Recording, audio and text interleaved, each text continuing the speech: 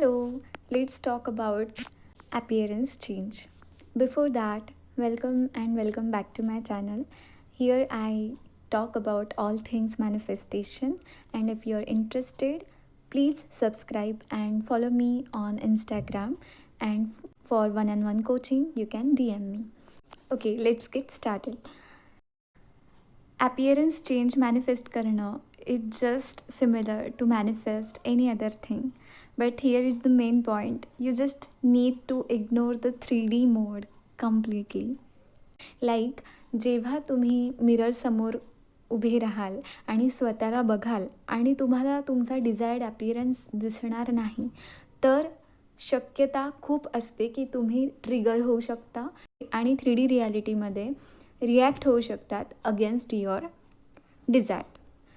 Like if you want to lose weight and you're looking in the mirror and you are just affirming that I'm on my desired weight, but तुम्ही बघता मिररमध्ये की no, I am still looking the same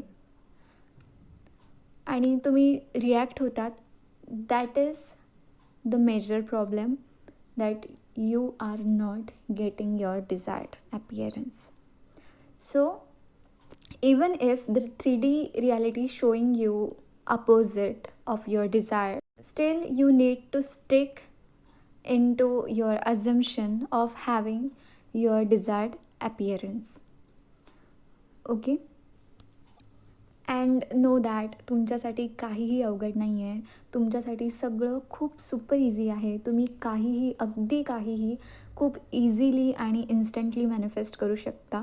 आणि त्याच प्रकारे ही पण एक गोष्ट आहे की तुमचा डिझायर्ड अपीअरन्स तुम्ही खूप इझिली आणि एफर्टलेसली मॅनिफेस्ट करू शकता.